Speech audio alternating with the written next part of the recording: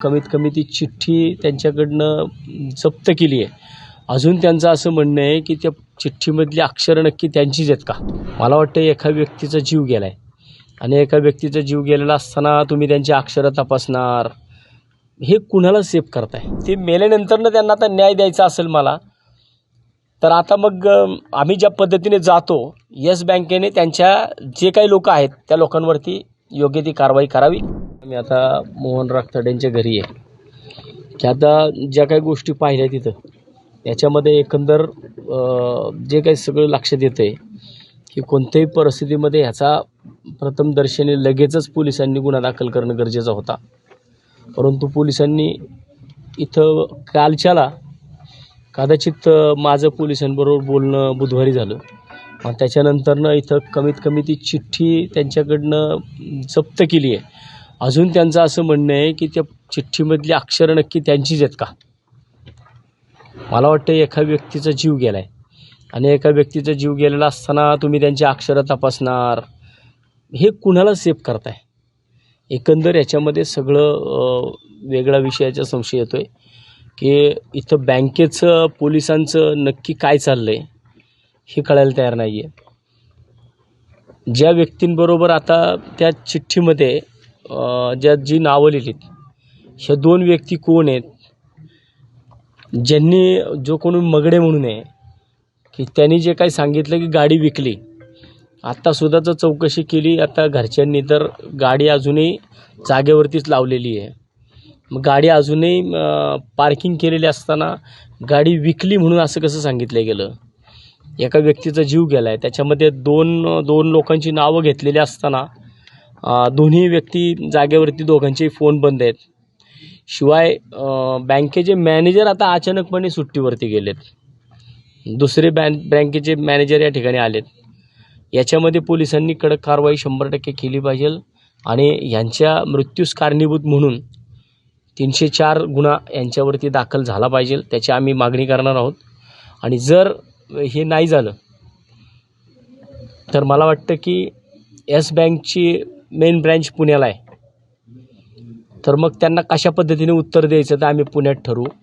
आम्ही आता इथं जे काही नगरला येस बँक आहे की ज्यांनी मुळात लोन यांचं केलं, त्या येस बँकेलासुद्धा भेट देणार आहोत की त्यांनी जर असं अक्षम्य चूक केली असेल तर बँकेच्यासुद्धा कर्मचाऱ्यांवरती गुन्हा दाखल झाला. 2 हप्ते झाल्यानंतरनं कोणत्याही परिस्थितीमध्ये गाडी उचलता येत नाही. आमचे सुनील सांगेल त्याच्यामध्ये लिगलमध्ये कशा पद्धतीने किती हप्ते थकल्यानंतरनं गाडी उचलता येते, सुनील थोडक्यात सांगा. पहिली गोष्ट तर असा विषय आहे की MPAला गाडी जाते बोलतात. MPAला कुठलंही पूर्ण लोन संपल्यानंतर MPAला लोन जातं. 3 हप्त्यानंतर नोटीस येते आणि गव्हर्नमेंट बँका कुठल्याही प्रकारे गाड्या उचलत नाही. बँक ऑफ स्टेट बँक असो, महाराष्ट्र बँक असो, ICICI बँक, कुठल्याच गाड्या उचलत नाही. ह्याच्या प्रायव्हेट फायनान्स बँक आहेत, स्मॉल बँक आहेत, त्या गाड्या उचलतात. त्यांनी गुंड ठेवलेले असतात. काय होतं की 2 हप्ते जर नाही भरले तर ते ऑनलाईन दिसलं जातं.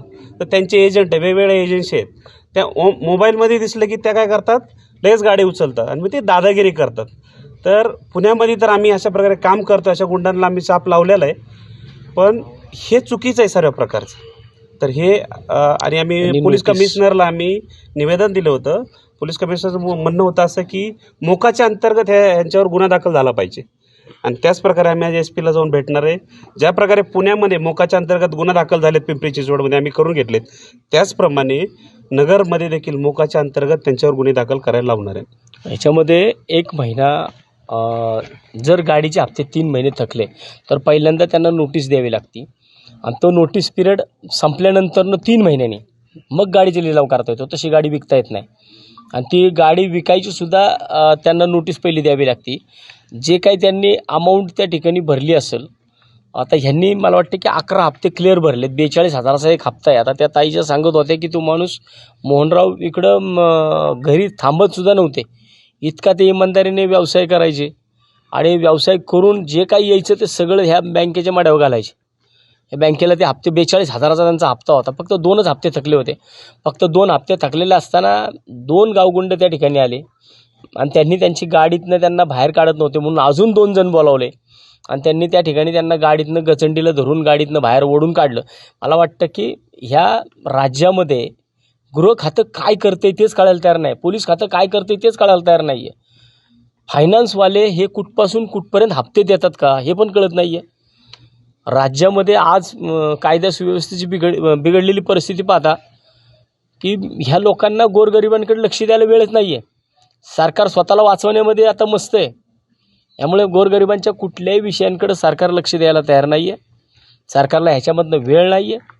त्यांना नुसतं हे आमदार कधी बाद होणार, ते आमदार कधी बाद होणार, याच्यामध्येच सरकारचा सगळा वेळ चालला आहे. मी यामध्ये विशेषतः या विषयामध्ये जर आपण एक विषय पुढं आला आहे, इथे पण त्यांनी माझ्या नावाने चिठ्ठी लिहिली. मला सांगितलं की आता मी मेल्यानंतर ना मला न्याय द्या. आता जर ते मेल्यानंतरनं त्यांना आता न्याय द्यायचा असेल मला, तर आता मग आम्ही ज्या पद्धतीने जातो, येस बँकेने त्यांच्या जे काही लोक आहेत त्या लोकांवरती योग्य ती कारवाई करावी. पोलिसांनी त्याच्यामध्ये ज्या नेपूरकर आणि मागडे अशी काहीतरी 2 नावं त्या चिठ्ठीमध्ये लिहिलेली आहेत. कोणत्याही परिस्थितीमध्ये याच्यामध्ये पोलिसांनी त्यांचं अक्षरं चेक करू मग ठरवू असं नाही. आत्ताच्या आत्ता लगेच आजच्या आज त्याच्यामध्ये 304चा गुन्हा दाखल झाला पाहिजे. नाही तर मला या ठिकाणी इथले पालकमंत्री असतील यांनासुद्धा आम्ही आता याच्यामध्ये भेटून योग्य ती कारवाई करा. आम्ही आता SP साहेबांना भेटणार आहोत. SP साहेबांच्या कानावरती या सगळ्या गोष्टी घालणार आणि जर नाही याच्यामध्ये गुन्हे दाखल झाले त्याच्यानंतरनं जर मग काय उद्योग झाला तर त्याला संपूर्णपणे पोलीस प्रशासन जबाबदार असेल.